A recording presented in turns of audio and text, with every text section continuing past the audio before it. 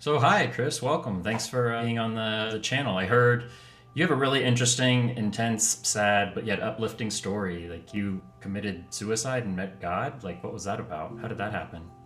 I like the whole story. I was 6 months old, and my mom was on her way to a modeling career, and she got pregnant. So basically, her hopes of modeling went out the window. When I was 6 months old, she took me and threw me in a neighborhood dumpster, and that's why she lost custody of me because of that. So it was like all my life just sort of kind of went with me. Like, how come she threw me in the dumpster? Like, how come she didn't want me? It made me think other people didn't want me either.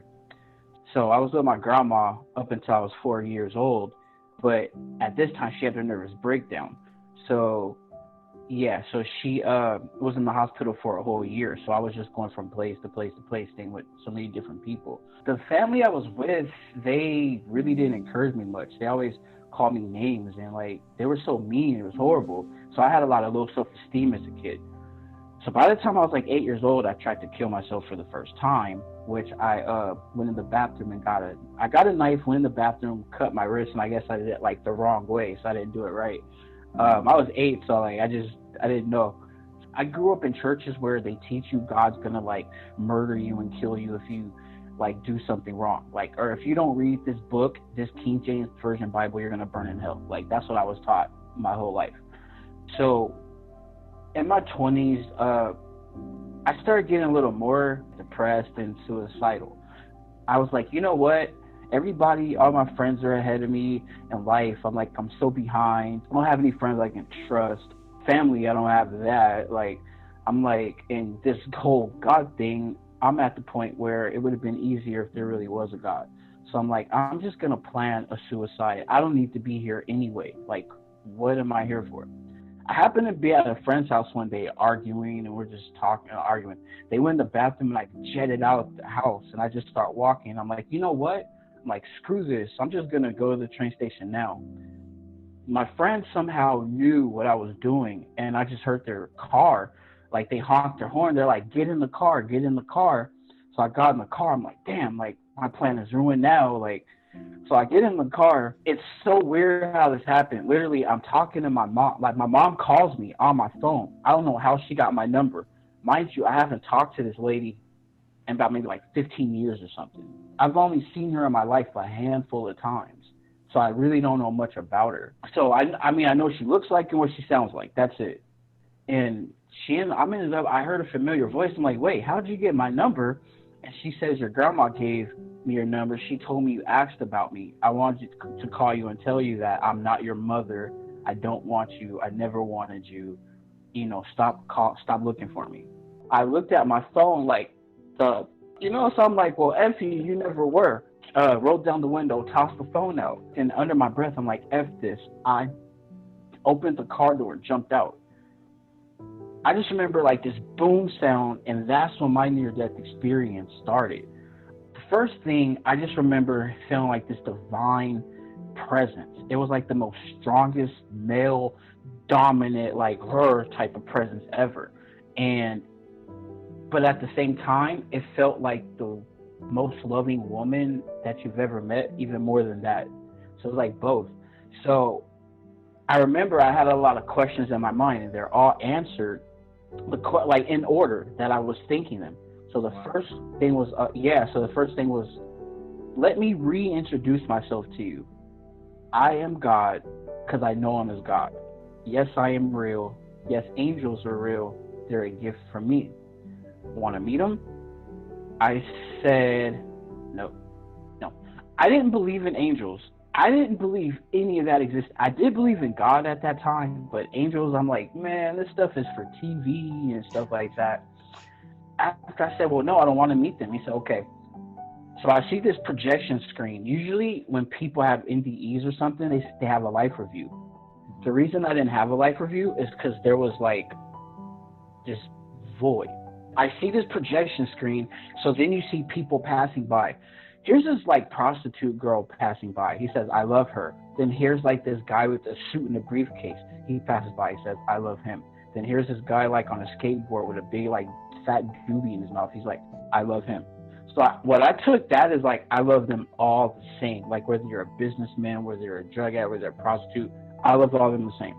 I'm like, whoa, what am I supposed to do if I go back to Earth? And I just, I feel, I didn't see his face or anything, but I just feel him get down to his knee and give me a hug. And I felt like, literally felt the arms around me and fingers and all that. And then he lets go and says, go and tell everyone that I love them. And I'm like, wait, that's it? Like, and he says, I will go to the end of the world so everyone is with me. I had no idea. I've never heard anything like that, like being on Earth. I'm like, not even in the Bible. Like, you can't make this stuff up. And so I'm like, because the way I felt at first, I'm like, wait, why are you talking to me? Like, I don't read the King James Bible. I'm not a part of these people. But I didn't think I had any shot, like, at hearing from God. I'm like, oh, he's about to kill me. But all I felt was love. And so then, boom, now I'm midair. Here's this guy in this donut hole I was talking about. The reason why I didn't have a life review is because this little donut hole. If I did cross that donut hole, I would have seen my life review. I would have went to like actual heaven or whatever you want to call it, and I seen all these angels like surrounded in a circle. So then I look, and there was two angels in particular that for some reason I just knew they were familiar. One on my right, one on my left. Now these angels, all these angels that I seen, I literally seen them. Like, I didn't see God, but I literally were looking at these angels. So the one on my right side, about 9 feet, 8 feet, something 9 feet, it was more like of a beetle type of thing. And it had so much light, I couldn't really see. I had to like do that because it was beaming with so much light. And then he had like this sternness and was like, are you sure you want to go? And then I look at my right side. This angel was more human than anything, with wings, about 9 feet tall. Wings were about like 5 feet, and they stood up. He had a red flannel shirt with the sleeves rolled up to the elbows, blue jeans and sandals, and then he had like brown curly hair. So this one was really soft spoken. I thought he was gonna be like, "You're gonna burn," and he's like, all he says is, "Are you? You have so much to do for so many people." And they're both like holding my arms, and they're like, "It's okay," because I was scared. I'm like, "Get me out of here! Get me out of here!" You know, and they're like, "It's okay, it's okay. Like, you're gonna be okay. Like, we love you. Like, we're not gonna hurt you." Like I thought they were. They tell me, "Look down." I look down. I see like all these lights and like fire trucks or cops and ambulance and stuff. And then I see my body right there, and I see all these paramedics over my body. And then I see the friend I was with way on the other side on their phone. Like they separated her from my body, I guess. I look, I'm like, wait, how is this happening? So they said, no, look again. So that I look again, and it zooms in like a camera, like literally like zoomed in. And then I went closer, and I literally seen my body. And I look at my right angel. I'm like, so this really does happen? Like, they're like, yes. They're like, you need proof. This really does happen. I'm like, so wait, what the heck am I supposed to do when I go back? And they're like, that's when the right one was like, you have so much to do for like so many people. You need to go love people. And I'm like, what? Like, I'm thinking in my mind, like, I need to be loved myself, you know? But when they said that, I felt this urgency to go back. Within a snap of a finger, I woke up in the ambulance. I think I remember it was like an ambulance, and I was adjusting something on my neck. I didn't really understand what was going on. And then I went to sleep, and then I woke up again days later in the hospital. And they said I was out for days, and they thought I was gone. And they said it was a miracle that I woke up. Wow. Was there anything from the NDE like that you saw when you were looking down that like you could verify later? Oh, the friend I was with to this day still doesn't believe my experience happened. What? Even though I was with him, and I even told him, I'm like, hey, let me tell you. One of my verifications was they were all the way on the other side. They separated them. How can I see this? If I'm right here, like, they think I'm dying, I'm literally looking at my body. And I seen them. She's on her phone, and the paramedics are over my body. And they told me, they said, this really they said, yeah, they separated me because they thought that I did it. And I'm like, oh. I always have to ask the certain questions, but like how real was it? Very real. When this actually happened to me, it's like me and you talking. I know this conversation is real. It was just like that. I'm looking at them. I knew it was real. And I Wow. didn't see any form of God. Like, I didn't see his face or anything like that. But I just, I knew. And then how did he feel? Like how big were the arms and the hands? Like big, Huge. I mean, like, huge. Okay. but it's weird. Like, you feel like it's like the hugest 20, 30, 40, 50 feet, 50-foot person. And then once the arms are around you, it's just like a regular adult hugging you. Wow. That gives me the chills. Your story is really cool. I love it. How does your NDE change you, or how did your NDE change you? And every way, I'm not scared to die anymore. I used to be scared of death. Like me now, I'm just like bring it on. But I don't want to glorify. I want to like glorify people. Like, hey, I had an NTE. Everybody go die. Like, no, it's not like that. I don't want anybody to get the wrong idea. But I'm not scared of death anymore. I know that death is just the beginning. What do you think is the purpose of life? To experience. I think we're here to experience things that I'm one of those people who believe that we came from a different home. Like when you're at home in heaven, paradise, whatever you call it, I believe you're like, maybe it's like flipping through the channels, like, no, I want to do that life today. Well, I'm gonna go live that life for like however 100 years, and then I'll be back. Because time in the spirit realm is nothing. Like time doesn't exist. Right.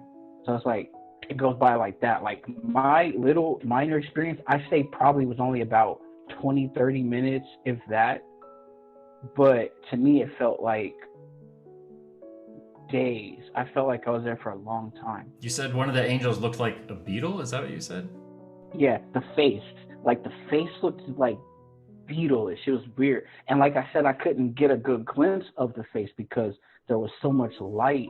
I had to like, I couldn't really look at him. It was like looking at the sun. Like, what the? Like, you can't look at it for too long. I want to make it very clear to anybody, I'm not religious. I don't do religion. I just can't. It messed me up too bad. It messed up my life, man. Like, I can't do it. It separated me from everything. So I've heard you have a book. Boom. Oh, there it is. Boom, the life and times of a suicide near-death experiencer. What all do you talk about in there? It basically talks about the reason why. Like when you read this book, you find out the exact reason why I did commit suicide. And then you find out what happens after, and then you find out how I've changed after, and positive messages I have for people. Like everybody's here for a reason. I didn't think anybody like me, like I dropped out of high school like in 12th grade. Like I didn't think anybody like me can be a published author.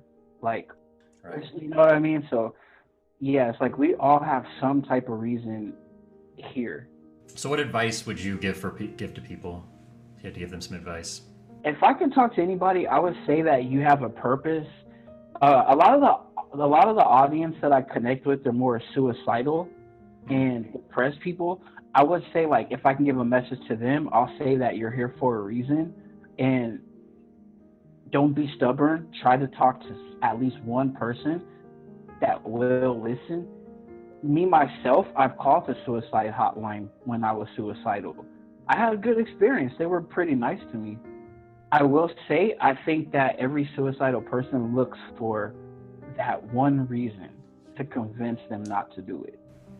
So Wow. I just help be that reason, that maybe that one reason to make them think, say, oh, well, this guy committed suicide and he's okay, so maybe I'll be okay too.